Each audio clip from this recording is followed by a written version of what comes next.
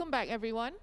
Up next, we have Ms. Stacey Chow, Director and Asia Regional Lead for Business and Society of the Brunswick Group, and her panelists to share with us their insights on addressing Scope 3 emissions through engagement and empowerment. A special thanks to AIA, ERM, and Swire Properties for their support of this session. As we welcome Stacey on stage, a quick reminder that Q&A for this session is now open on your CVent app. Do submit your questions for our speakers to answer via the app from now to the end of the session. Over to you, Stacey.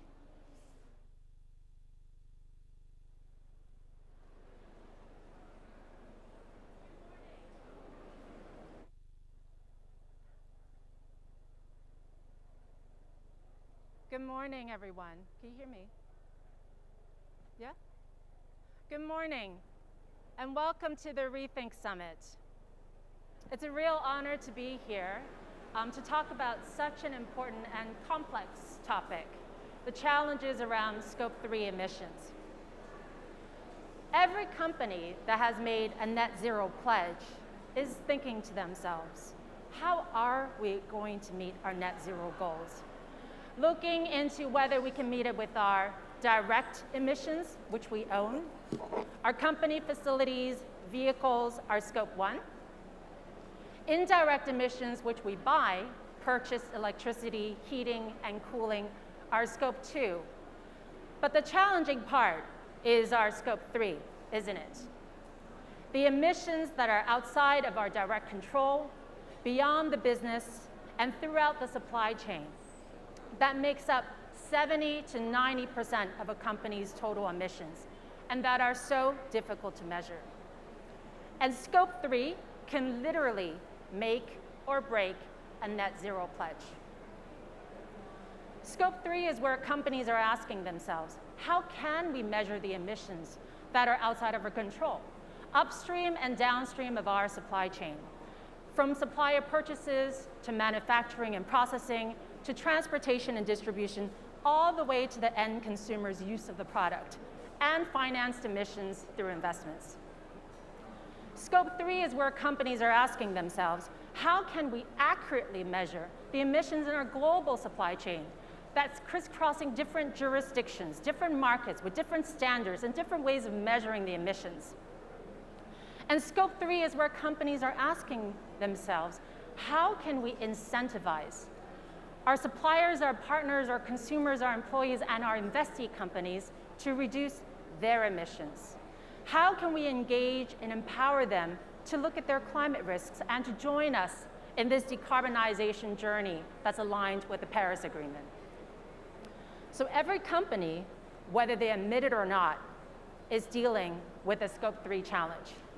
And that is why this topic today is so important and timely, given the rising scrutiny on greenwashing and the lack of consistency around Scope 3 reporting. And to really learn more about this topic, I'm delighted to moderate today's session, The Full Picture, Addressing Scope 3 Emissions Through Engagement and Empowerment. And we're gonna have a panel, but we're gonna start with a presentation from Dedy Mahardika, the SBT, Science-Based Target Engagement Manager for Southeast Asia and Oceania, from the Carbon Disclosure Project, who's joining us via Zoom from Indonesia. And he's going to give us a quick presentation and an update on the latest on the science-based targets. So please give Dedy a warm applause. Dedy? Thank Hi, you, Dedy. Stacey. Thank you. Hi, good morning. Hope you can hear me well.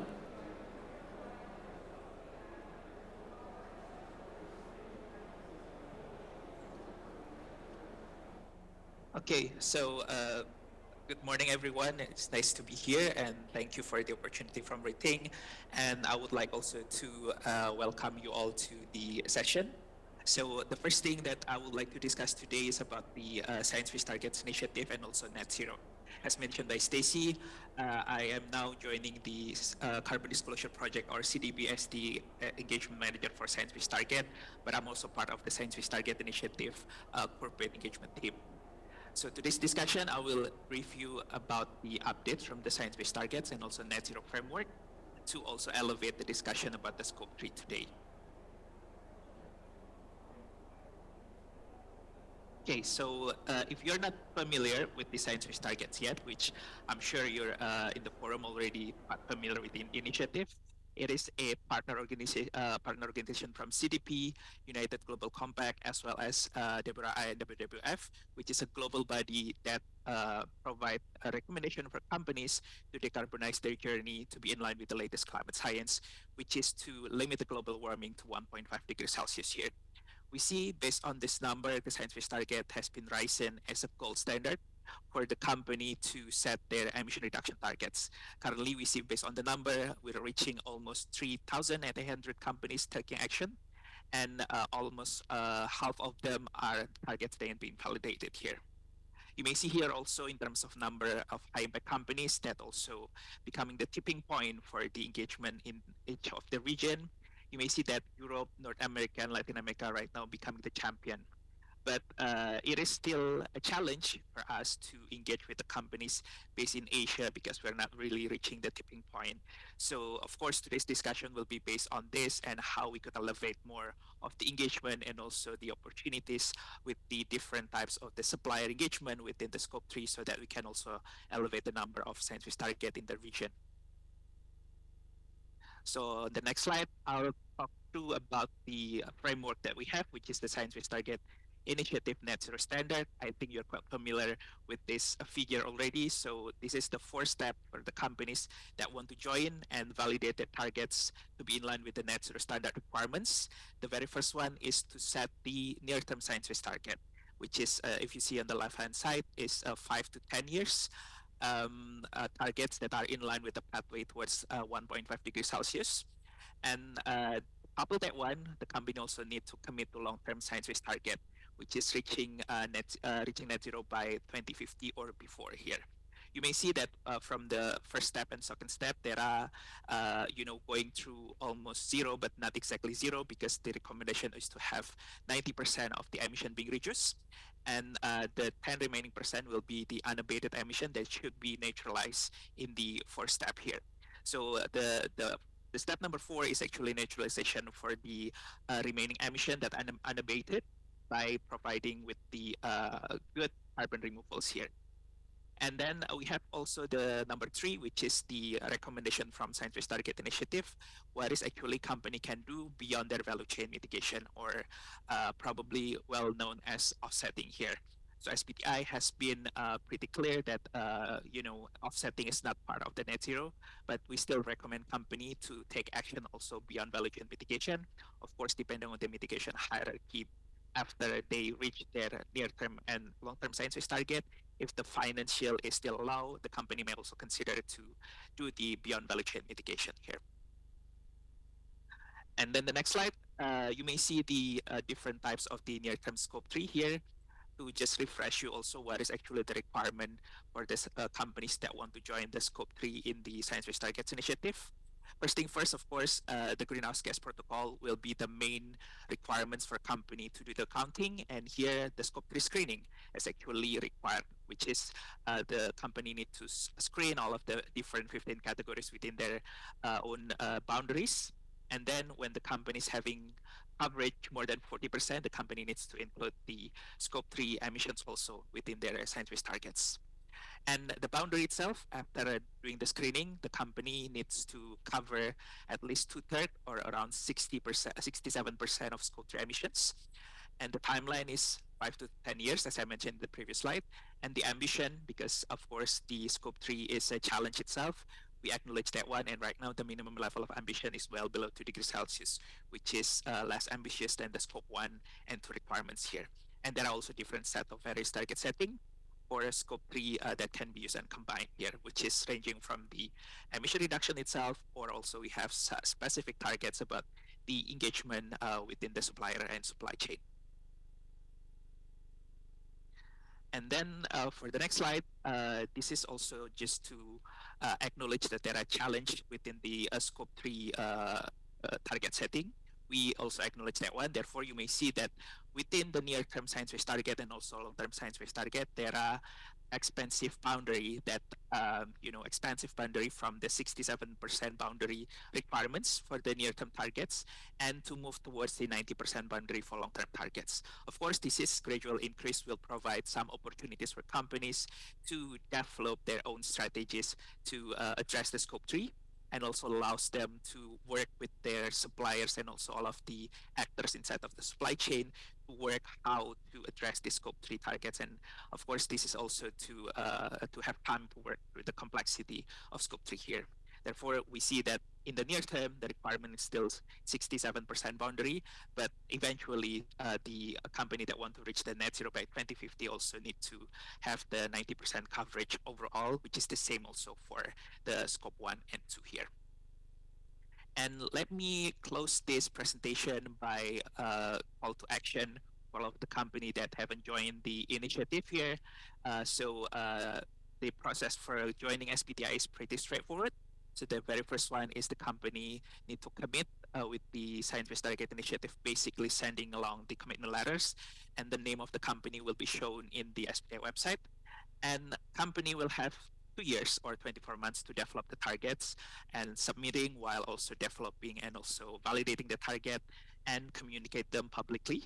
And of course, after communicating publicly and have their targets being submitted and validated, the company need to implement the target and having them reported on an annual basis to the public spaces like the sustainability reporting or even CDP disclosure platform here.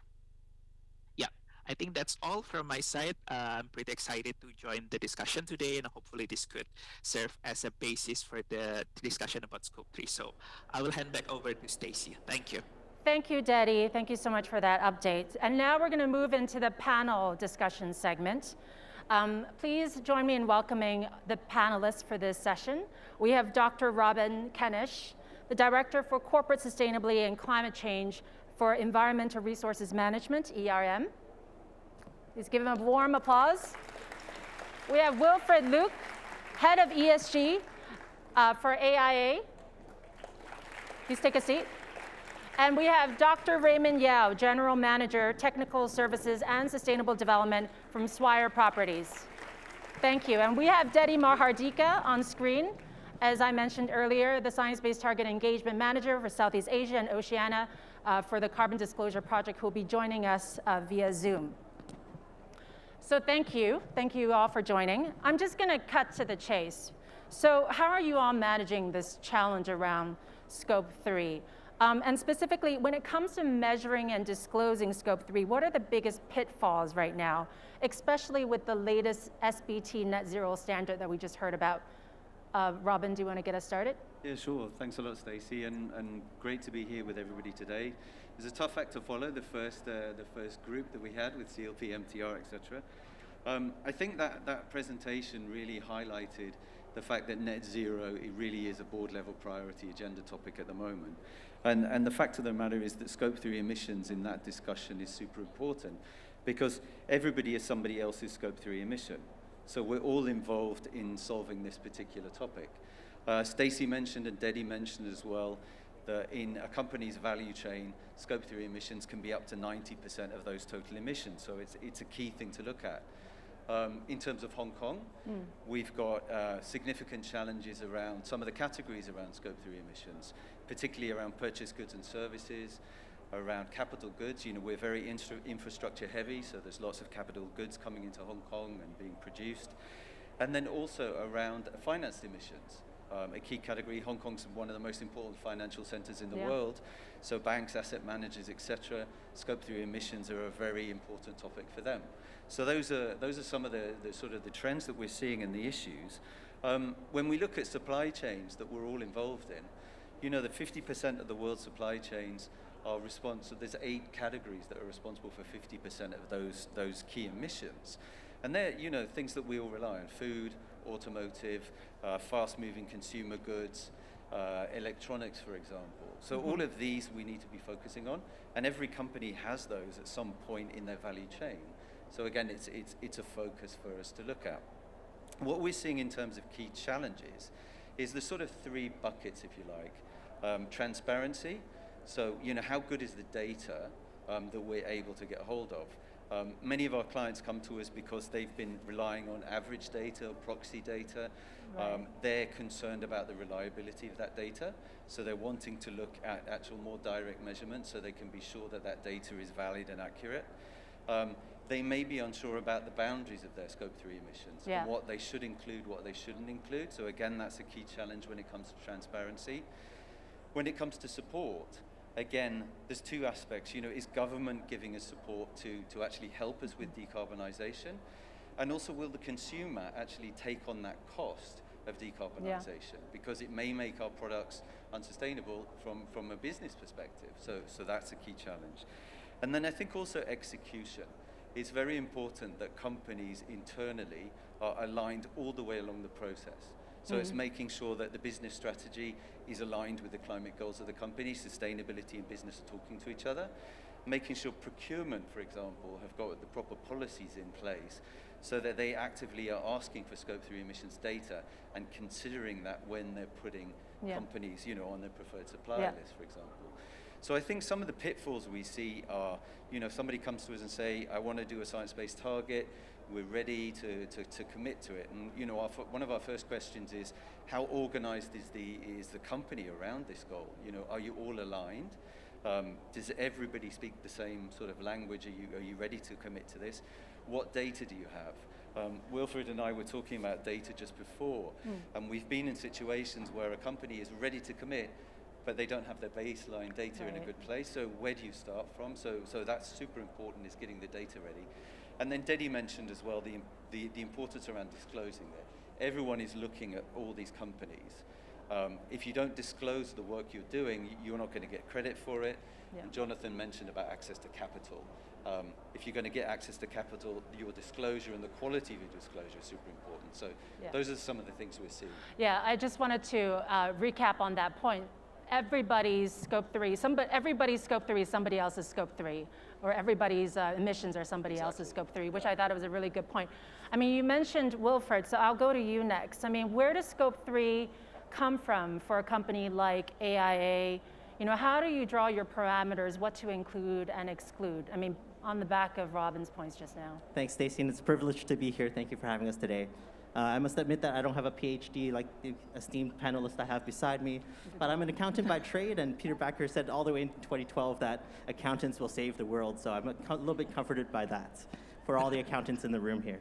A little bit of background for AIA. So we're the largest Pan-Asian life and health insurer, and by market capitalization at the end of December 31st, 2021, we are the largest life insurance company in the world. So our profile for emissions come through in our roles as our insurance company. So as an insurer, we provide multi-generational resilience against financial loss and health services for millions of families across Asia, where we incur underwriting and claims emissions. And then also, as a responsible business, we also have physical operations in 18 countries around Asia, where then we have also a Scope 1 and 2 emissions. So that's really our Scope 1 and 2 emissions, which are relatively little as a financial institution. As Robin said, the vast majority of our emissions is through our third role as an investor and asset owner. So AIA has $250 billion of assets as of last year. That makes financed emissions a majority of our Scope 3 emissions where we can make our impact. So at the end of last year, we've made our net zero commitment and also signed up to the SBTI. According to the SBTI, as part of the submission, Scope 1, 2, and Scope 3 finance emissions are part of the package to be submitted and validated. So we are right now working on our Scope 3 financed emissions. What that means for us is that our ambition is to have 100% of our in-scope investee companies be SBTI committed by 2040, and for them to meet net zero in 2050. So as Robin said, their Scope 1 and 2 equals our Scope 3. Their success is our success. That's a very, very important part. And then so we're in the process of submitting and validating our own submission. We're right now doing our baselining, as Raymond talked about, very important, and setting our targets in this journey. So that's really sort of where the majority of the AIA emissions come from. Thanks, Wilfred. Raymond, can you tell us a little bit about, for a company like Swire Properties, how are you looking at Scope 3? Yeah, thank you for the question. For Swire Prop, our business model basically in the past is holding investment portfolios, meaning we design, operate, and construct and operate the facilities for a long period of time. But more lately, we also invest more effort on the trading properties. So back in the 2019 year, when we first have our 2-degree aligned science-based target submitted and endorsed by the SBTi, and also later in 2021, last year, we also got our 1.5-degree aligned SBT also approved and endorsed by the SBTi. So those are essentially comprising our major effort need to be done on Scope 1 and 2 emission reduction. But at the same time, we also committed to a big extent, how shall we do about the Scope 3 emission reduction? Like the other speakers have said, the other people's Scope 1 and 2 effectively become my Scope 3. So when we look into the details of the GHG protocol, all the 15 categories that Scope 3 will fall into, we carry out a detailed inventory analysis of our Scope 3 along our whole value chain, be it upstream or downstream. We identified 2 major categories constitute more than 67%, which is a basic requirement or threshold by SBTi in terms of setting out calling yourself having a Scope 3 science-based target. So we find scope category 2, in our case, it's the capital goods. For us as a developer, meaning our new developments in the marketplace. So that fall into our Scope 3 emission. And the other is category 13, which is category 11. So it's the downstream lease asset for a developer holding our stock, operating it in forms of retail mall or office. Then that means our tenant emissions become our Scope 3 emission. Yeah. So with that 2 major constitute in excess of 67%, that become our daunting task. So we set our targets in those 2 SBT commitment for downstream lease asset. We set out 28% reduced by the year 2030 compared to 2018. So the year we first formulate our Scope 3 inventory database. And on the embodied carbon, the new development, new buildings put up, right, we shall reduce it by 25% by the year 2030 compared to 2016 and 2018, because that's the year that we have basically major construction activities and project completed. So these become our methodology and way to ascertain what Scope 3 need to be contained within our remit, and also that's been investigated, validated, and endorsed by SBTi. Now, next is we are seriously reviewing the net zero future, yet to have a absolute definite target, but definitely at the group level and the Swire Prop level, we committed this net zero future, but we've yet clearly the interim target to be achieved. Christine earlier in the previous session talked about interim target. We exactly have the 2030 interim target. 2050 might be quite far away. Need to contemplate what exactly strategy we need to get down along the line. So Scope 1 and 2 and Scope 3. But later on, I could share how we actually engage our Scope 3 sort of friends in reducing the overall emission. Yeah. Thank you. Thank you. It's so great to hear how this actually works at the company level. I mean, back to you, Dedy, sticking with challenges. You just talked about the SBT's latest standards, and there is increased scrutiny around greenwashing. There's an evolving reporting framework. Sounds like the bar just keeps getting higher. So what should companies be focusing on right now? And I also have a follow-up question in terms of, you're looking at global standards, harmonized, unified global standards, but are there characteristics here in the Asia region that needs to be included in these global standards, that need to be tailored to this market? Dedy, can you tell us a bit more? Thank you, Stacey. And first of all, I'm really honored to speak with all of the panelists that is an expert with SBTs here. And yeah, we can see that definitely this is something that we can bring into the Scope 3 engagement within the region or within Hong Kong as well. So in terms of the focus that the company right now should focus on, I think it's about the data quality. I think it's Robin also mentioned about the data quality, and especially improving the data within the scope 3. It is a challenge because, of course, the emissions not coming directly from the companies. Therefore, there needs to be engagement within the suppliers as well as different types of the categories within the scope 3. And I would always say that the sustainability journey or emission accounting is a journey. So better start now and improve over time. Therefore, I think getting the disclosure to CDP as well as other relevant reporting platform is a good start, because we will assess also some of the company's performance as well as what suggestion we would do for improving some of the emissions activities right there. And regarding the scrutiny, we acknowledge that one. And of course, scrutiny is good to improve the performance. One of the strategy that SBTi want to do in the future is to build the MRV framework, which is measurement, reporting, and verification framework. If you go to the Science Based Target website right now, you may see the table of the companies taking action. So we'll improve that table in the future, which will also align some of the performance from the companies to really prove that indeed science-based target is a way for companies to decarbonize, and it is indeed being validated that the company joining the SBTi is actually reducing emission in real economy here.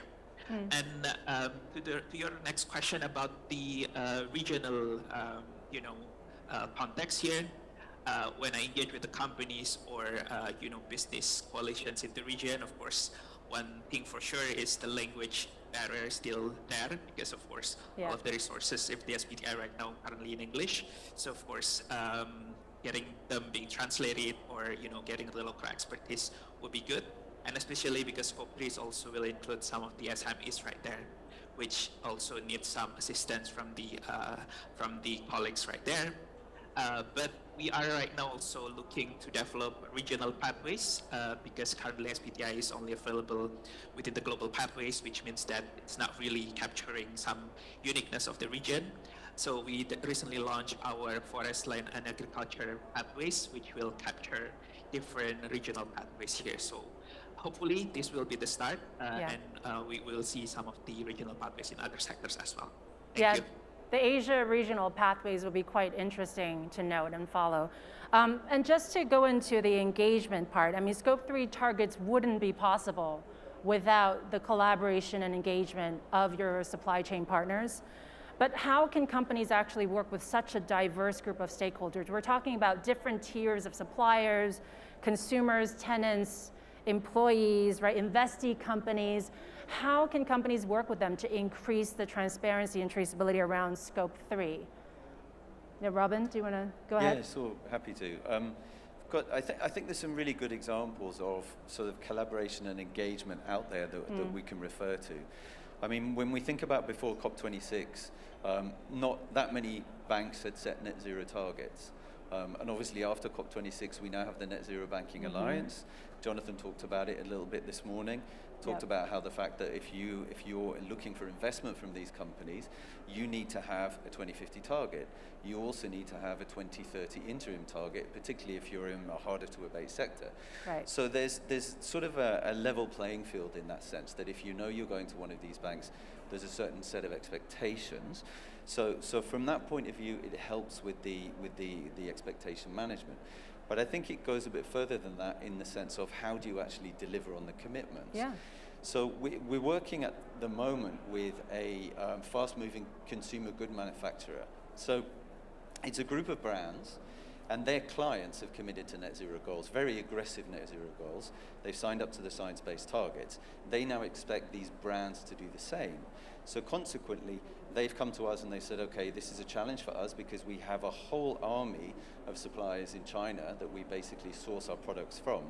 And we need to do this as a group. So we've gone back to them, and now we're working with an industry association, which essentially gets all of these suppliers together, it gets the brands together, and then we work together to essentially engage on what net zero means, on what Scope 3 emissions data management means, educate the facilities in terms of, do you have data? This is how to gather data. This is the basics of your carbon accounting. And then thirdly, actually work with them on the ground. So it's not a question of just some advisory and putting together some spreadsheets. It's actually going into the factories, looking at the factories' processes and see if there's any material process savings we can make, looking at whether there is renewable energy sources they can go into, because obviously for their scope 2 emissions, that's going to be critical. Right. And then looking to see if there's any materiality or recycling they can do, because again, that will contribute to bringing down their scope 3 emissions. So it's a really good example of the private sector coming together and then working with their suppliers, but doing in this a very collaborative manner, because I think if we don't work together on this, it's very difficult to sort of, as Chris puts it on the hashtag, accelerate that change. Otherwise difficult to get there. And I think Wilfred, again, has got great examples with the Net Zero Asset Managers group, because again, that's a group like the Net Zero Banking that works with their portfolio companies on this. Yeah, and that's such a good example of having a shared challenge and collaborating with other partners and having that multiplier effect. That really does accelerate that change. I mean, for Wilfred and Raymond, I'm curious to hear how you're collaborating with your stakeholders, and specifically, what happens if they don't meet your targets? I mean, for SME suppliers or certain tenants or investee companies, what happens then? So maybe I'll start with what happens if our Scope 3 investees do not meet their own targets, because then we'll maybe get into sort of how that highlights where the solution could be, right? So again, our Scope 3 is mainly composed of financed emissions, which means that 100% of our investees are expected to be SBTI committed themselves by 2040 and meet their net zero targets by 2050. So again, in other words, their success is our success, and our collective success is each other's collective success, right? So that's a very important point to point out. However, when we talk about other Scope 1 and 2s being our Scope 3s, it's a lot easier when we invest in companies like Swire, who are sustainability leaders. And if all our investments were companies like Swire, that would make our lives a whole lot easier. Our investment mandate, of course, is to provide long-term, sustainable, positive, risk-adjusted returns for policyholders, right? And that's based on diversification as an investment approach. And diversification is great because it helps you spread your risk, distribute your risk, but really poses two problems in this sort of journey, right? The first of which is we have to invest in lots of different sectors, some of which are very difficult to abate. And the second of which is usually then insurers such as ourselves don't really invest in a significant enough shareholding in companies for you to have a unilaterally influential position for them to change their policies if you find them to be unsustainable. So how do you really then solve the challenge, right? So I had the luck of being in New York Climate Week 2 weeks ago, last week. And whether you go to the Clinton Initiative or you go to Bloomberg, the message is all the same. We must do this together. It's through partnerships and alliances, right? Yep.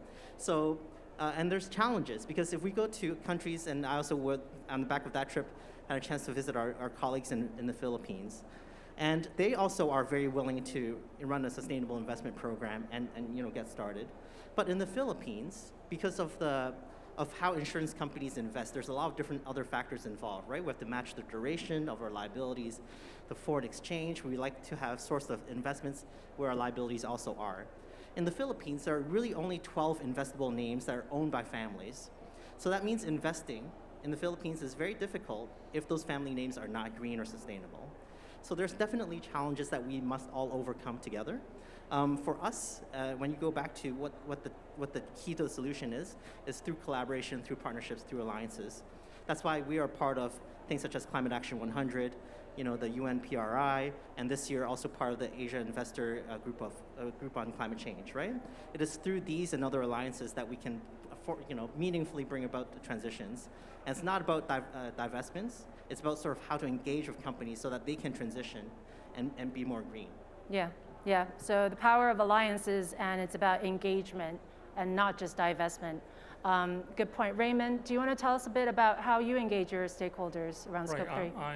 I like to highlight that in the property and construction sector, indeed, lots of work being done on this collaboration. For example, the Construction Industry Council has actually made a carbon calculator for designers and constructors to use to assess the embodied carbon, and also having a certification of specifying green concrete, for instance, right?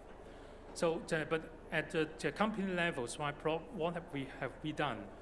We actually worked with university a few years back to actually find out the embodied carbon footprint of one of our newest One Taikoo Place building, a reasonable super high-rise building in Hong Kong. A lot of green credential, but what is the embodied carbon embedded in it?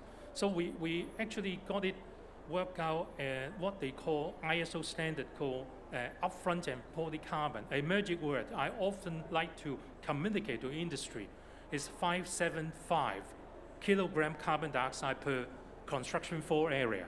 When I spoke about this number to my international colleagues who are working in this area, they already immediately, this is a good number in terms of the embodied carbon going into building this building upfront, meaning the product range and the construction.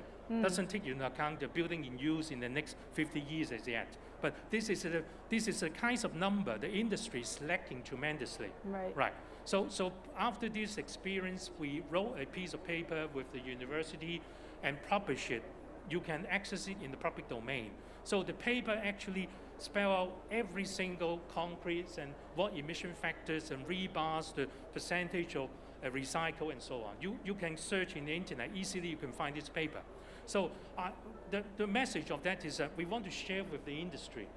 So basically, what the numbers, because the industry is tremendously lacking this type of numbers, verified to an extent, right? So we build on this and continue to specify a low carbon specification for all our new developments in Hong Kong.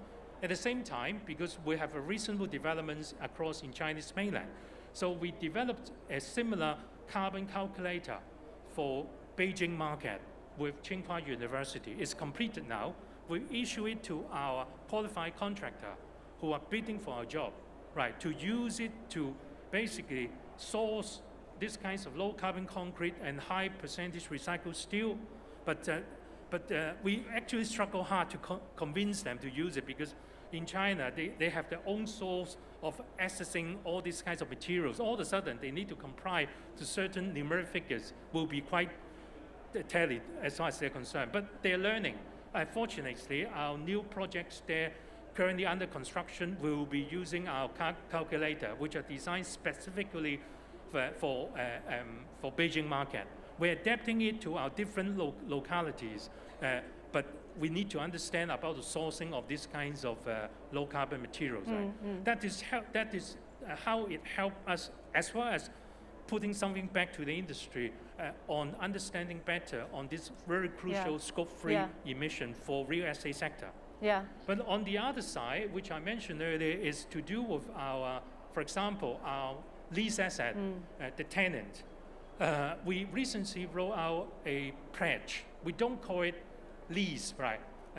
Because it's quite alarming. If I call it green lease, people, particularly legal person, will come to me. It's obligatory. What will happen if I fail to deliver? So we don't do it that way as yet.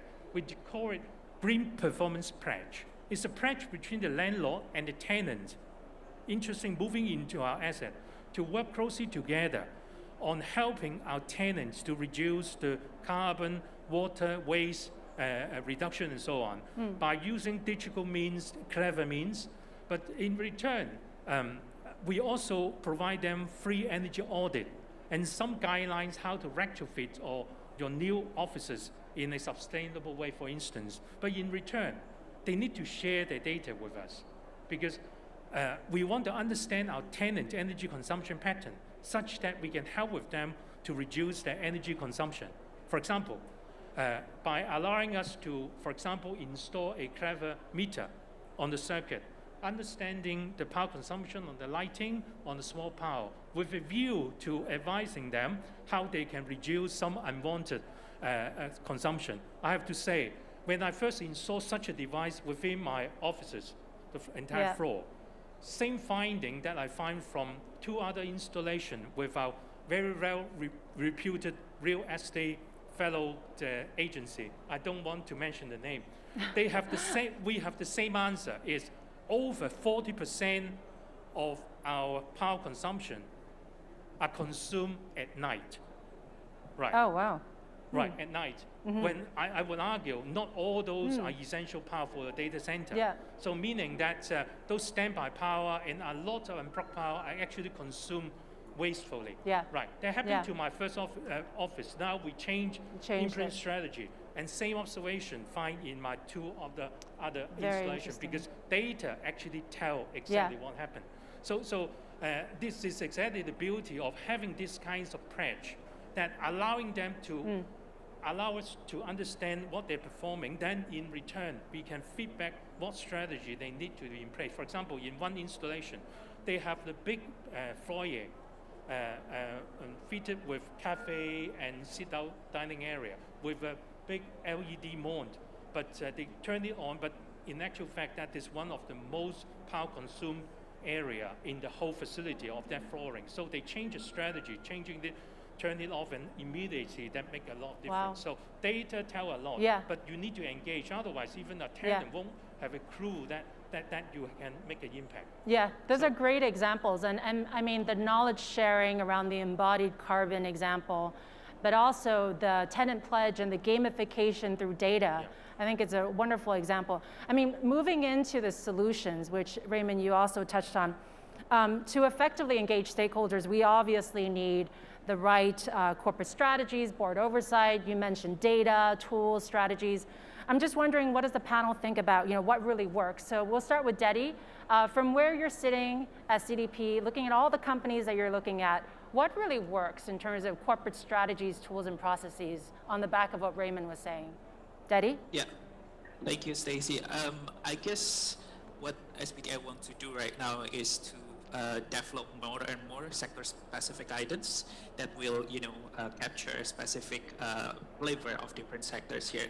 Especially we're focusing on the hard-to-abate sector, which is, of course, will play an important role in reaching the net zero here. We recently launched our cement guidance, as well as the first ever guidance for the land use related emissions, which is pretty significant right there. But I would also like to mention the effort that CDP has been doing, which is building up the SPD incubator, which is a really good initiative with CDP India and also WWF India. So the incubator actually is reaching out to the companies in the region and working with them together to set their science-based target and also to advise how to improve them. So the result is actually India is only second companies that in terms of the number of SBTI, just behind the Japan right now. So we want to replicate that one, the SPD incubator also, which basically leveraging the collaborations across the sectors, as well as the across supply chain, hopefully in other regions, for example, in Southeast Asia at this point. Yeah, thanks, Dedy. And I mean, Wilfred and Raymond, you talked a lot about how you engage your external stakeholders. How are you engaging your internal stakeholders, like your leadership board, employees? How do you get them on board around Scope 3? So from even before we made our net zero commitment, we realized that our sustainability aspirations can only be met if there's really strong tone from the top and robust sort of corporate governance. That's been the hallmark of our organization over the last 100 years, right? So our net zero ambition is overseen by a new net zero and climate steering committee, which is directly reports to our CEO, and they have basically the oversight of our net zero program. Submission and validation is really just the beginning of the journey as we sort of look at the levers and actuate them to reach our net zero near-term and long-term targets, of which the SteerCo will be overseeing. Also, our Scope 3 and finance emissions, because of the immensity of them, are directly overseen by our Chief Investment Officer. He has a direct role to play into making sure that all these investment decisions have ESG considerations baked into them. And then all the ESG activities are then overseen by an overarching ESG committee, which contains two of our board independent non-executive directors as well. So there's board representation that happens with all of our material ESG decisions and activities.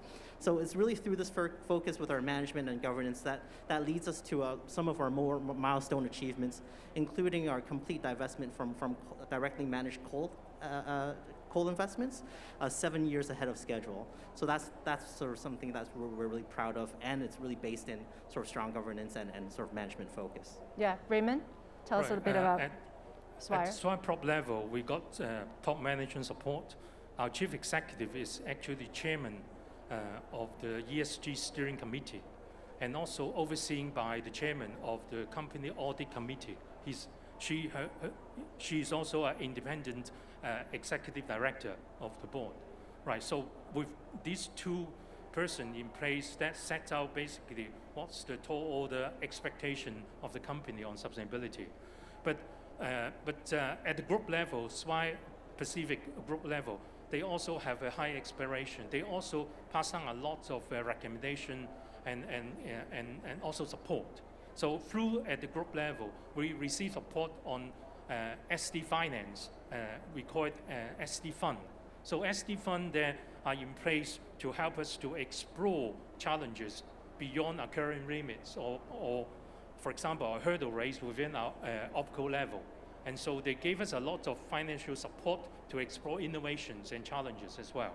So they're also helping us look into, if it is not to be reviewed at the group level, it will be extremely difficult, which is the possibility of internal carbon price. So within the group level, and also at the OpCo level, we're seriously thinking of how to make use of this so-called carbon tax to help us excel in the whole decarbonization journey. This goes without saying, we got all the top level support. It is a matter how we actually cascade down and work closely with the rest of the rank. So we have all kinds of campaign, both external and internal. We see internal campaign is mostly important because if the frontline staff or general staff, non-specialist staff are not interested in it, there's no point, right? So we have all kinds of internal campaign, making sure that every one of the colleagues, be it the security staff or the BMT staff, have a role to play. So my job is relatively easy now because unlike 6 or 7 or 10 years ago, that it is purely my job and under my persuasion to ask other people. Now the Treasury Finance Director keep on working with me how to really prepare the SD budget, making sure that the decarbonization target could be achieved and how that message could be cascaded down to all business units. And now staff appraisal also have a term on this. So staff appraisal affect everyone's promotion and remuneration. Wow. So got target sets out at the early of the year. So basically it's everyone actually in the whole business, driving the change within the whole organization. Thank you. And we talked about digital earlier, and I want to turn back into the role of technology. I mean, we've heard a lot about the role of blockchain, AI, big data, and how that enhances transparency and traceability for supply chains. How does that work for Scope 3, Robin? Do you want to tell us a bit about the role of technology? Yeah, I think technology is moving at such a strong pace at the moment. I mean, I just give some examples from ourselves. I mean, 5 years ago, we probably had about 2 or 3 digital people within the organization, and everything was a little bit more manual, spreadsheets, etc. Now we've got digital teams across the business, and in fact, digital services are now hardwired basically in everything we do. We've developed our own carbon compass tool, net zero compass tool, which is all around companies being able to put in their facilities information, put in their supply chain information, and there's marginal abatement cost curves behind it. So again, they can plot out different pathways that fit their value chain, and they can say, okay, does this work? What would the costs be involved? They can use different levers to see what would fit their business model. So again, it allows the right kind of buy-in at different levels of the organization, and it allows them essentially, and I think everyone was talking about this before, it allows the right kind of pathway to be chosen that's actually achievable based on their value chain. So I think that, that's what we've seen. You mentioned blockchain. Yeah. We work quite a lot with data center companies. Data center companies, as we know, their clients are the big internet providers. They all have net zero commitments, and a key aspect for them is how much energy are the data centers using. So they push the data centers to be as efficient as possible, but also to secure renewable power. Traceability of that renewable power, are we sure it's coming from carbonless sources? And again, blockchain, there's now blockchain platforms out there that are there specifically designed to verify that energy is carbon free. So again, it's the use of new technologies. You even mentioned AI, and I'm sure some of the people back in AIA are using some of these techniques.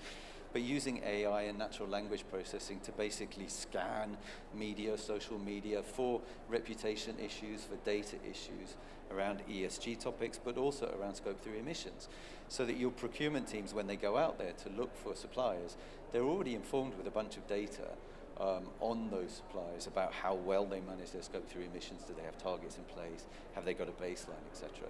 So I think the use of technology going forward is going to be essential, and adopting the right platforms is obviously going to be key to that. Yeah, yeah. Wonderful. That was really helpful to understand what are the potential solutions. Now I'm going to turn to the Q&A segment where we got some very good questions from the audience. So thank you everyone who submitted a question and voted for questions as well. I'm going to start with a category around data. So there were a few questions around the quality of data. And you know, in terms of the issue around the quality of data of someone else or another company's Scope 1 and 2, someone else's Scope, well, basically your Scope 1 and 2 is someone else's Scope 3, et cetera, or someone else's Scope 1 and 2 is your Scope 3, sorry, the other way around. I mean, can the panel explain a little bit about the willingness of companies to share that data? Number one, credibility of that data, but number two, the format of that data. And specifically for you, Robin, ERM, the data, proxy data versus primary data that's being used. Can you all take turns and talk a little bit about the data that you're receiving throughout your value chain? Shall I start with the proxy question? Yes, please. Yes, please. I mean, obviously, there's many companies in Asia that we're working with that are out here, probably present in the room today, that have got extremely complicated supply chains. They may have factories in different geographies in Asia. They may be sourcing a whole range of different products. It could be food and beverage products. It could be fast-moving consumer goods. Getting real data from all of those products is very complicated. And in the Asian context, a lot of that data may not be available. So obviously we encourage proxies to be used to start with, or averages to be used to start with. But if there is the ability to do some form of life cycle analysis on those products to actually inform that data gathering, so you know the data is getting more and more reliable, then we would encourage that. But obviously, it's a huge challenge, especially with a really complicated supply chain. Yeah, yeah. And Wilfred, we'll turn to you, but there's a specific question tailored for you, for AIA. How are you reporting on the Scope 3 emissions from your investment portfolio?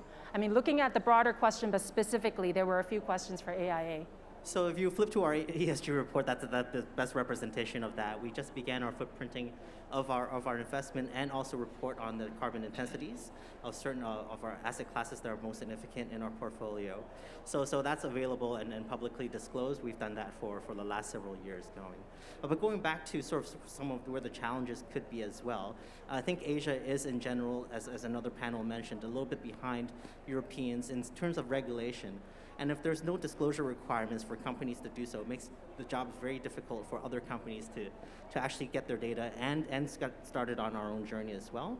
So there has to be a lot of work to come in convergence of regulations, even coming up with the taxonomies that are going to be equal across different geographies that are mappable to understand what are green activities or not green activities and so on. So there's a lot of space for improvement out there, but I think the key is we should all get started and try it even when it's not perfect. Yeah. Raymond? We have worked with a service provider to actually link up all our portfolio across in Chinese mainland and Hong Kong in obtaining the Scope 1 and 2 emission data. So when it completed with all portfolio, hopefully by end of next year, it will be real-time online. So basically understanding exactly how Scope 1 and 2 are being performed in different. Scope 3 is totally different, right? Because it's not under our direct control, it's allowed our value chain. So the kinds of method which I highlighted in my earlier sharing highlight the specificity on obtaining embodied carbon, so lots of work been done on that, but it's not sufficient because if happen to be a project, for example, due to incidents in Europe, then we might not be, for Hong Kong, might not be able to get access to the high percentage of recycled steel for our market. For example, from Turkey, which use electric furnace actually to do a lot of rebars and so on and so forth. So they might have to source from different, then all of a sudden that kinds of data might be lacking. So we need to really keep an open mind how to address all these special events and so on. But with that in place, some methodology would be there to helping us to ascertain those sort of data uncertainty. Well, on the tenant lease asset, we install power meter, understand it, but it's not all the tenant wishing to do it, but we also need to understand the investment, the capex to go alongside with it. So we need to drive out the best benefit out of all these kinds of measures with a view to understand better the whole scope 3 emission. But also on other areas like climate resilience, and we're making use of available data, climate models carried out by third-party consultants to help us to make our asset more climate resilient. That also require a lot of sharing from our value chain partners in that field. Yeah. And I mean, there's one follow-up question, maybe very quickly, Raymond. How about SME suppliers? You know, specifically SME suppliers.